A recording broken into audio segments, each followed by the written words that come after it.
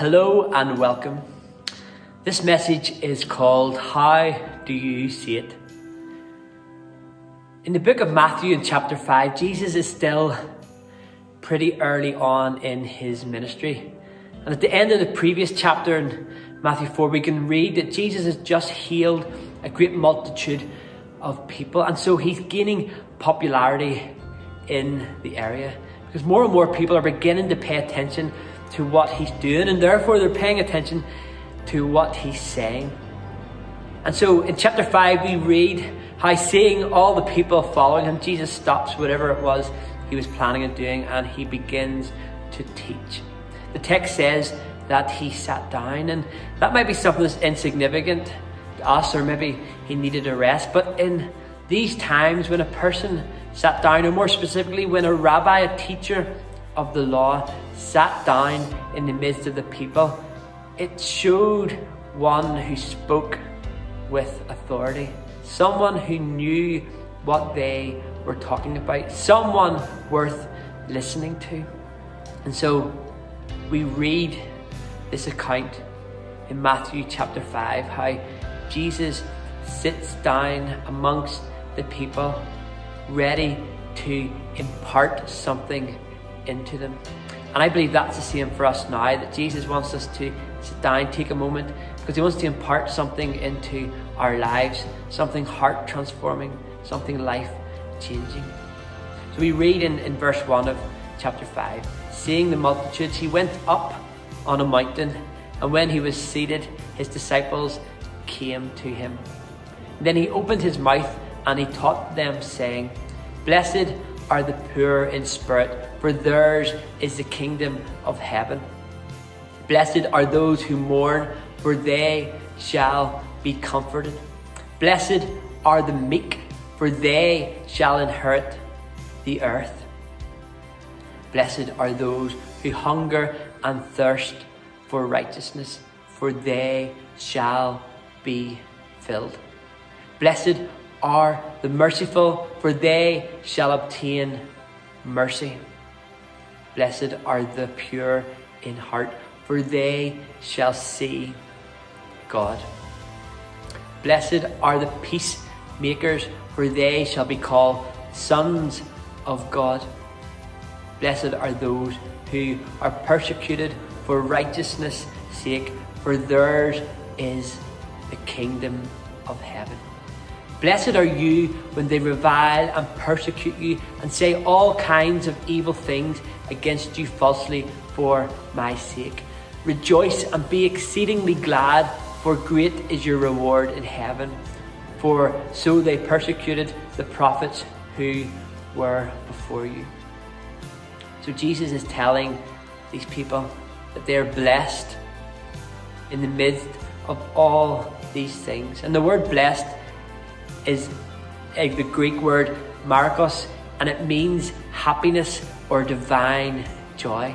It implies a current state, a now and in this moment state of happiness and well-being. Not that someday or eventually you'll start to have this feeling of being blessed, but you're blessed right in the very midst of this thing happening. The expression held a powerful meaning of divine joy and perfect happiness to those who are listening to Jesus saying that they're blessed, they're blessed. In other words, Jesus saying, divinely happy and fortunate are you when you possess these inward qualities. And we read these beatitudes, these phrases, as if Jesus is asking the question to the people who are listening.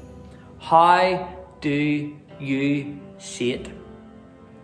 Pure in spirit, mourning, meekness, righteousness, mercy, pure hearts, peacemaking, persecution. How do you see being poor in spirit when you are down and nearly out, when everything seems to be wrong, when the whole world seems to be working against you? How are you going to see it? Do you see then that the kingdom of heaven belongs to you in that moment? In the midst of that circumstance, in the midst of that very thing, the kingdom of heaven comes to you. When you're mourning, when you've lost something or someone deeply close to you, and when mourning is the right response. There is sorrow and sadness, and often at times there can be regret. But how will you see yourself in that moment? How will you be comforted? How will you be persuaded on? And when you're persecuted or made fun of or turned down or ignored for your faith, how will you choose to see it?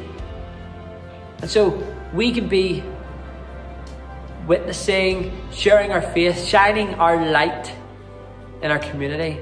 And the response we receive from those around us, sometimes our family, sometimes our friends, our neighbours, our work colleagues, they make fun of us or belittle what we're believing or sharing. They ignore us, or even at times they argue against us.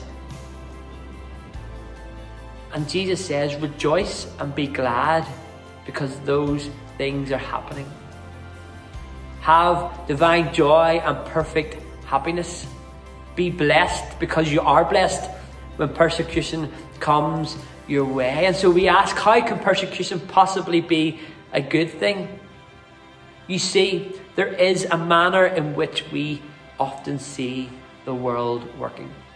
There are patterns and there are systems and there are responses in this world that make sense to us and of how we have grown and learnt and experienced the world. And when we talk about human nature, that's just the way it is, and what else do we expect? But there is another voice that speaks into these very things. That the world may look and appear to work in a certain way, and that we've often come to expect certain things to happen. But Jesus speaks and he asks, what if you looked at the world this way? What if instead of conforming to the pattern of the world, that you changed how you thought about how you experienced these things? You looked at the same things but through different eyes. Your perspective has shifted and has changed, and instead of believing it's all working against you, that you see that you're divinely blessed even in the very midst. As Jesus teaches, he challenges how we see the world, and he challenges how we believe the world works at its very core. He challenges what we believe about ourselves, and he challenges what we believe about others. How do you see yourself as you experience the realities around you? As you go through your day and through your week, as you face challenges and obstacles and opportunities? Do you feel, do you know, do you understand, do you believe that at the core of who you are a person blessed by God?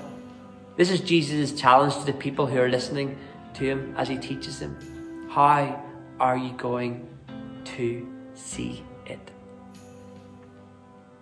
Jesus goes on to say in verse 13, you are the salt of the earth, but if the salt loses its flavour, how shall it be seasoned? It is then good for nothing, but to be thrown out and trampled underfoot. You're the light of the world. A city that is set upon a hill cannot be hidden.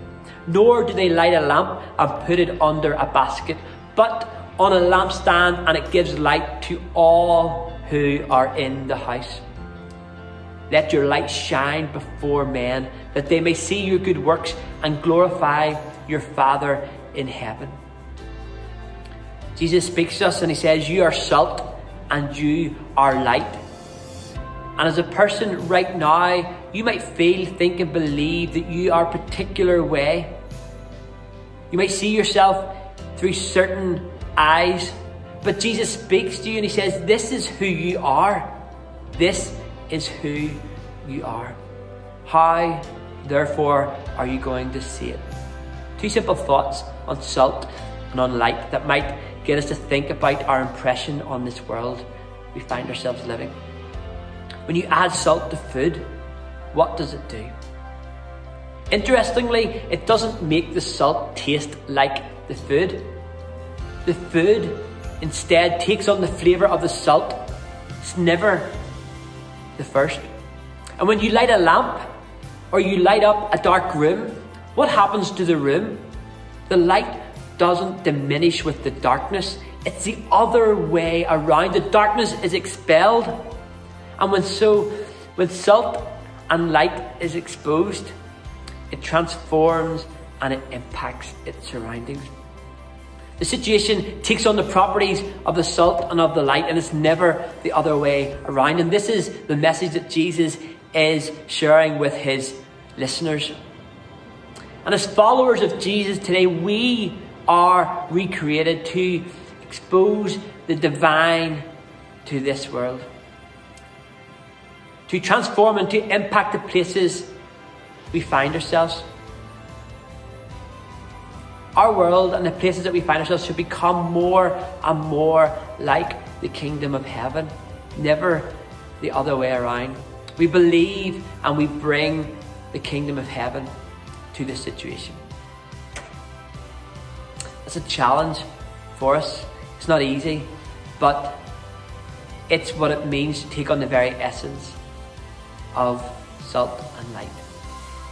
In Matthew chapter 16, we read in verse 13, when Jesus came into the region of Caesarea Philippi, he asked his disciples, saying, "Who do men say that I am? The Son of God, the Son of Man, who do they say that I am?" And so his disciples said, "Some say you're John the Baptist, and some say Elijah, and others say one of the prophets." But Jesus speaks and he says, "Who do you say that I am?" And Simon Peter answers and says, "You are the Christ, the Son of the living God." And Jesus answers and said to him, "Blessed are you, Simon Bar-Jonah, for your flesh and blood has not revealed this to you, but my Father in heaven. And I also say to you, you are Peter, and on this rock I will build my church, and the gates of Hades shall not prevail against it. And I will give you the keys to the kingdom of heaven. And whatever you bind on earth will be bound in heaven, and whatever you loose on earth will be loosed in heaven." This account in Matthew 16 is incredibly loaded with meaning, and there's so much more going on than we first read. Jesus takes this group of young men, all who are under the age of 20, most likely, and they're impressionable, and he takes them on this trip to this region of Caesarea Philippi, and he wants them to learn something from the experience. It's very intentional. And so this region of Caesarea Philippi was an ancient Roman city dedicated to the Greek god Pan. It was not a holy place for these disciples to find themselves. It was not a place that Jews should be. And it's where they sacrificed crazy things in honor of this god Pan. And probably the last place you would expect Jesus to take these young men to. How he managed to get that parental permission consent form signed is beyond me. But it's right into the danger zone, the heart of the lion's den, when it came to spirituality and the divine. And Jesus comes to this place and he asks them, "How do people see me?" But he's asking, "How do you see me?" Simon Peter answers, said, "You are the Christ, the Son of the living God." And Jesus responds with a familiar phrase in light of Matthew chapter 5 that we just read. He says, "Blessed are you, Simon Bar-Jonah.